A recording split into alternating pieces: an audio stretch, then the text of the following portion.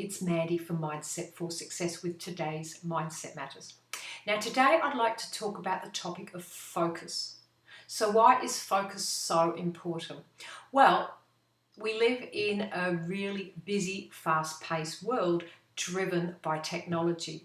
What this means is there are even more opportunities and possibilities to be distracted. How many of you work when you have a notification swishing across your computer, or you have that ping from your phone telling you that there's a message? Now that's a really dangerous way to work because our brain loves to be distracted by bright, shiny objects, and the anticipation that it could be a friend leaving us a message or an invite or something interesting means you're more than likely going to go down that rabbit hole and end up who knows where instead of focusing on what's important.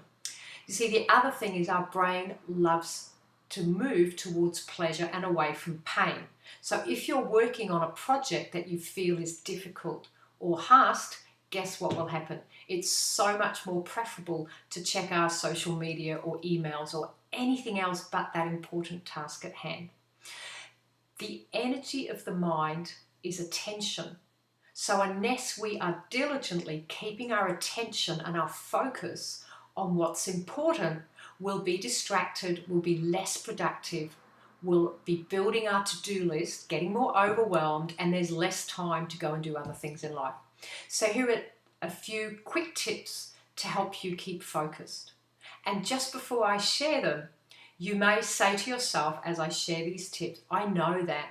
And the thing is, yes, you probably do, but if you're not implementing it, then you don't know it. You know it in your head, but you don't own it. So the first thing to do is every morning take a few minutes, spend that extra time to plan your day. And what I do is I write down 2 things that are really important that I must achieve today. I put them on a piece of paper and I put them on my desk. So I'm already moving the energy of my mind onto what is important.